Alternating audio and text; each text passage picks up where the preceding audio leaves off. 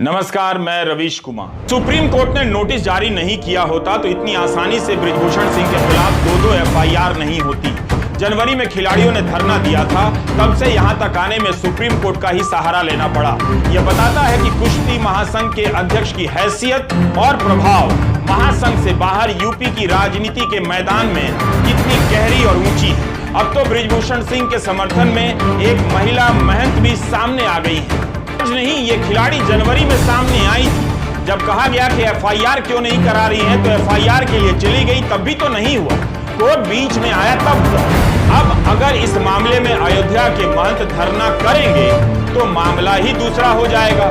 धर्म को आगे ले आओ ताकि कानून की बहस पीछे चली जाए। कोतवाली अयोध्या में ही बृजभूषण सिंह के खिलाफ 16 मामले दर्ज हैं, जैसा कि इस पोस्टर पर लिखा गया है जो जंतर मंतर पर टांगा गया है। चल रहा है कि यह लड़ाई अब कानून के मैदान में होने से रही, वरना इतने सारे मुकदमे हैं उनका ही निपटारा हो गया होता, बरी हो गए होते या सजा हो गई होती। इस पोस्टर में बृजभूषण सिंह को सलाखों के पीछे दिखाया गया है। यह कल्पना ही हो सकती है, इसे साकार होने में बीजेपी को 100 समंदर पार करना पड़ जाएगा। इस पार्टी में तब भी खामोशी है जब भाजपा के वरिष्ठ सांसद के खिलाफ पॉस्को एक्ट के तहत एफआईआर हुई है। जंतर मंतर पर धरना देने वाले खिलाड़ियों को यह बात समझ में आ गई है कि अकेले की और अपनी लड़ाई का कोई मतलब नहीं रहा। राजनीतिक दलों को मंच से उतार देने वाले इन खिलाड़ियों को इस बार स्वागत करना पड़ रहा है। पूरा देश क्या वाकई इन लड़कियों के साथ है, जैसा प्रियंका गांधी कहते हैं? कौन सा देश इन खिलाड़ियों के साथ आ गया? इसी दिल्ली में लोगों ने निर्भया के समय देखा था। पूरा शहर जंतर मंतर और राजपथ पर पहुंच गया था। आज इन खिलाड़ियों के लिए दिल्ली कहां नजर आ रही है? इन खिलाड़ियों ने अपनी लड़ाई अकेली लड़ी है और लड़ रही है। क्यों विनेश फोगाट को खिलाड़ियों के साथ आने की अपील करनी पड़ी? खिलाड़ियों से सचिन तेंदुलकर को क्रिकेट का गॉड कह दिया गया, भारत रत्न दे दिया गया, फिर भी एक शब्द नहीं बोला जाता है। तो वे किस भारत के रत्न हैं?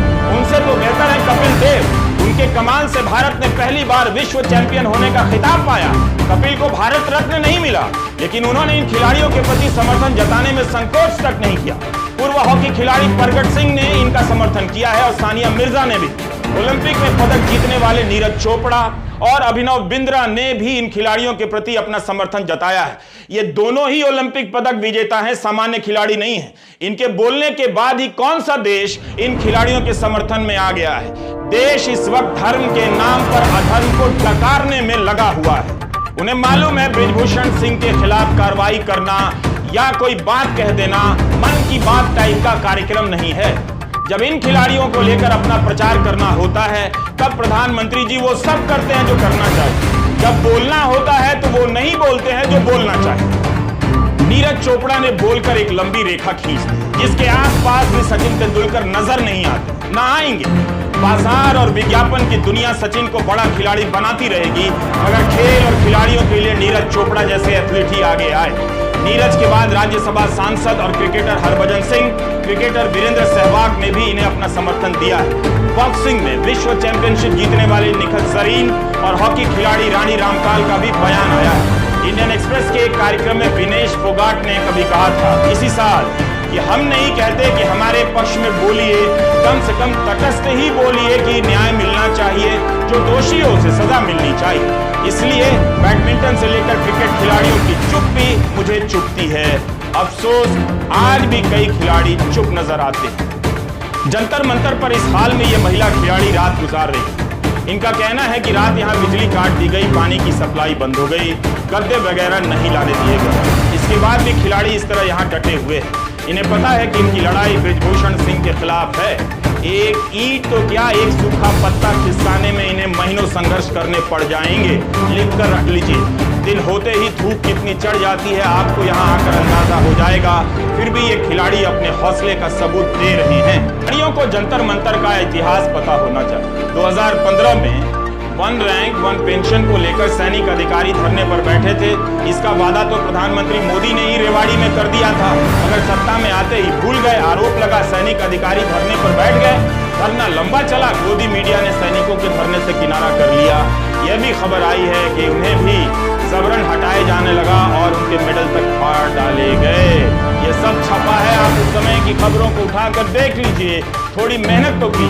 वैसे भी रविवार को मन की बात पर ही देश भर में कार्यक्रम होंगे, वही खबर होगी। उससे बेहतर है कि आप उस दिन पुरानी खबरों को पलट कर देखिए कि जब आप बेहोश थे धर्म की राजनीति के नाम पर, तब क्या क्या हो रहा था इस देश में, अब क्या क्या हो रहा है इस देश में। जंतर मंतर पर खिलाड़ियों को यह धरना भारी पड़ेगा या उन्हें इंसाफ मिलेगा? बृजभूषण सिंह ने कहा है कि पहलवान हर दिन अपना डिमांड बदल रहे हैं। मैंने जांच कमेटी बनाने पर कोई आपत्ति नहीं की, कमेटी की रिपोर्ट सार्वजनिक होने का इंतजार नहीं किया, कोर्ट चली गई। अब तो एफआईआर भी हो गई है, अब जेल में डालने के लिए बोला है। मैं लोकसभा में हूं, ये दिनेश फोगाट की कृपा से नहीं मिला है, क्षेत्र की जनता से बनाया है। 12 साल से केवल हरियाणा के खिलाड़ियों के साथ यौन शोषण हो रहा है, देश के अन्य राज्यों के खिलाड़ियों को परेशानी नहीं हो रही है। ये सब बृजभूषण सिंह ने मीडिया को दिए इंटरव्यू में कहा है, प्रेस कॉन्फ्रेंस में कहा। उन्होंने कहा कि हरियाणा के 90% खिलाड़ी हमारे साथ। सांसद महोदय को यह भी देखना चाहिए कि देश भर के कितने खिलाड़ी अब जंतर मंतर पर धरने पर बैठी महिला खिलाड़ियों के साथ आगे आ गए। विंटर ओलंपिक में 6 बार हिस्सा ले चुके शिवा केशवन, ओलंपिक बैडमिंटन खिलाड़ी ज्वाला गुट्टा, हॉकी के पूर्व कप्तान वीरेंद्र रस्किना, महिला क्रिकेटर शिखा पांडे और कपिल देव से लेकर सहवाग तक इन खिलाड़ियों के समर्थन में आ गए। ये जो मेरे पास मैं लोकसभा का सदस्य हूँ, ये पद मुझे दिनेश फोगाट की कृपा से नहीं मिला है, हमारे क्षेत्र की जनता ने मुझे दे रखा है। और एक बार नहीं 6 बार दे रखा है, 6 बार मुझको दिया, मेरी पत्नी को दिया, और उनको उनकी कृपा पर नहीं है। और कुश्ती संघ का अध्यक्ष पद भी उनकी कृपा पर नहीं है। मैं चुनाव लड़ करके जीता हूँ। और आपके माध्यम से आप सवाल पूछेंगे तो मैं कहना चाहता हूँ, एक ही परिवार और एक ही अखाड़ा क्यों? हरियाणा के अन्य खिलाड़ी क्यों नहीं? हिमाचल के, महाराष्ट्र के, मध्य प्रदेश के, केरला के, कर्नाटका के, तमिलनाडु के, बंगाल के, आसाम के, देश के अन्य प्रांतों के खिलाड़ी क्यों नहीं? आसान नहीं है यह मामला। जो हाल इस देश का सिस्टम का है, आप जानते हैं कि न्याय कैसे होता है। दलित डीएम कृष्णैया की हत्या के मामले में बंद आनंद मोहन सिंह के लिए कानून बदल दिया जाता है। बृजभूषण सिंह के खिलाफ एफआईआर दर्ज कराने के लिए सुप्रीम कोर्ट जाना पड़ता है और लोग उन्हें फूल मालाओं से लाद देते हैं। गुजरात में समय से पहले बलात्कार और हत्या के दोषियों को रिहा कर माला पहनाया जाता है। सबके साथ भीड़ है, सबके साथ जनता है, इसलिए कोई भी लड़ाई जनता की लड़ाई नहीं, अकेले की लड़ाई है, क्योंकि जनता कहीं और गायब है। धर्म की राजनीति से अधर्म सहने की असीम शक्ति आती है। अधर्म ही नैतिक बल बन जाता है। जंतर मंतर पर जो हो रहा है वह राजनीतिक बयानों में उलझता चला जाएगा। मई की गर्मी में तपती लड़कियों का तप धर्म के नशे में डूबे लोगों को नहीं नजर आएगा, ना हिला पाएगा। सूरज को यहां से लौटना पड़ेगा। इस समय झूठ और फरेब का स्वर्ण युग चल रहा है। किरण पटेल और संजय शेरपुरिया का दौर चल रहा है। इसलिए बृजभूषण सिंह को फूल मालाओं से लदा देखकर आप संतोष कर सकते हैं। भले ही जंतर मंतर पर जनता नहीं है, लेकिन इन फूल मालाओं से पता चलता है कि जनता कहां है। जनता का पता चल गया, यही इस लड़ाई का हासिल है। क्या जंतर मंतर पर धरने पर बैठी साक्षी मलिक, दिनेश फोगाट को न्याय मिलेगा? आपको तय करना है कि भारत फूल मालाओं वाले सांसद को अपना सपना बनाना चाहता है या धूप में तप रही इन लड़कियों को। नमस्कार, मैं रवीश कुमार।